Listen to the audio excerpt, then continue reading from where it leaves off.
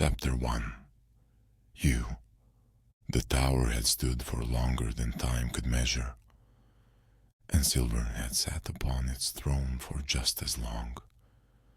The world had crumbled, the stars had dimmed, the rivers had stilled, their currents frozen in silence.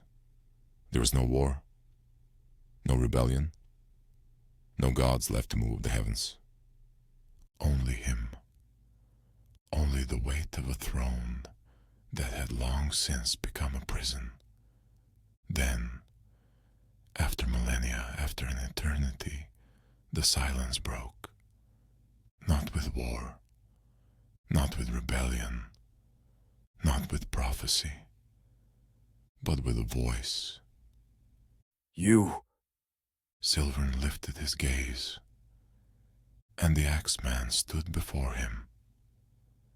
Chapter 2. The Failure of Death. The blade had been made for one reason only.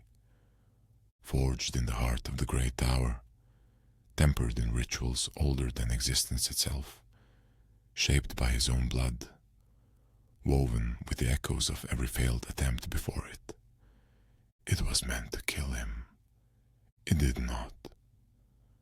Silvern sat upon his throne, the weapon resting at his feet. Another failure among thousands. The curse, the fractured soul that had bound him, would not break. It had survived wars, survived time, survived the end of the world itself. And it would survive this too. The Axeman stood before him, silent, watching, waiting. Silvern did not raise the blade. He had already accepted the truth. He could not end himself. But perhaps, just perhaps, something else could. Chapter 3. The Last Strike. The great tower had never shaken. Not in war. Not in time. Not in the slow erosion of existence itself. Yet now, as the Axeman stood before Silvern, it trembled. Silvern felt it. Not fear, not hesitation, but an unfamiliar weight. Something that pressed against him in a way he had never known before. The Axeman had no bond with him. He was not a thrall, not a pale lord, not a servant sworn to his rule. He was a mistake, a warped rebirth born from Silvern's hunger, carrying something impossible.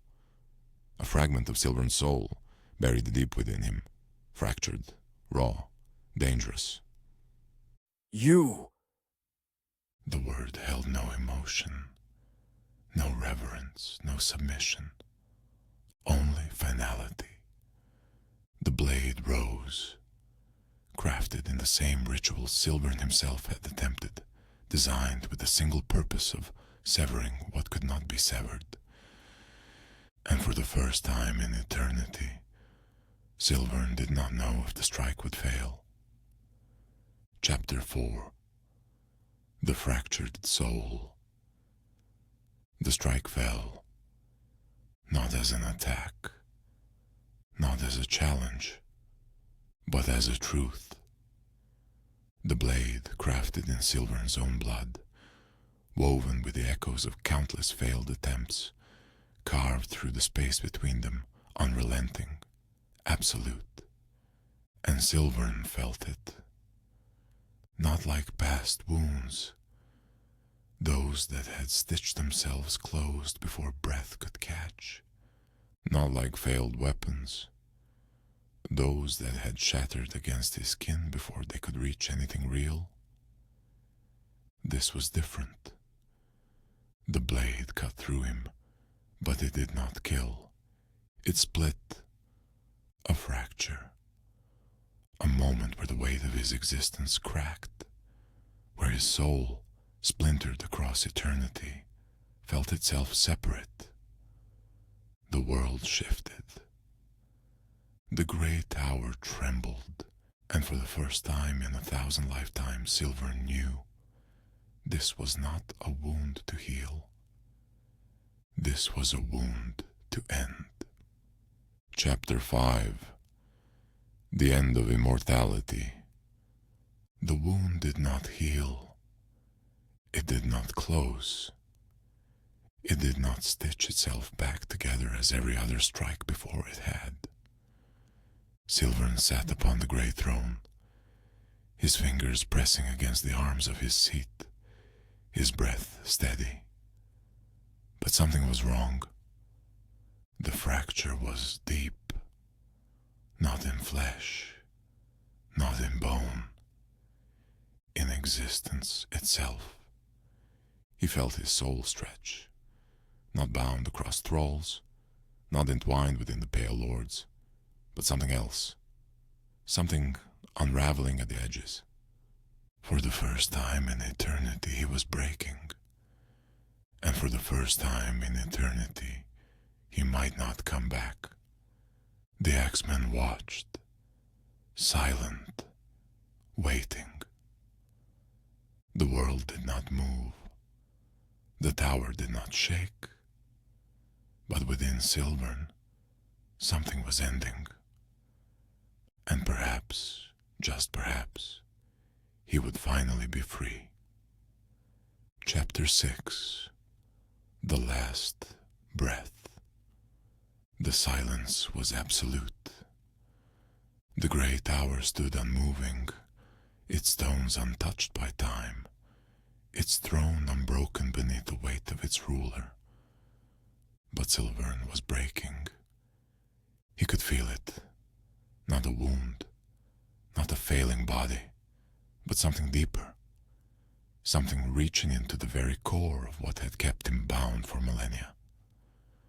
The axemen did not move. The Pale Lords did not stir. The stitched-mouthed woman remained beside him, her silence heavier than ever before. The world did not fall. It had already fallen, long before this moment. But now, something within Silvern was ending, something that had refused to die across endless years, endless wars, endless failures. He exhaled, and in that breath, for the first time he felt not survival, not endurance, but release. Chapter 7. The tower remains. The breath faded. The weight of existence unraveled, and Silvern was no more. The throne remained cold, untouched by his absence. The grey tower did not crumble, did not fall, did not break beneath the void where he once sat. It simply remained. The stitched-mouthed woman lingered, silent as she had always been. The Pale Lords did not stir, waiting for commands that would never come. The axemen did not move, not in victory, not in triumph, but in understanding. The world had ended long before this moment, and yet the tower still stood. The legend did not fade. It did not erase itself with Silvern's absence.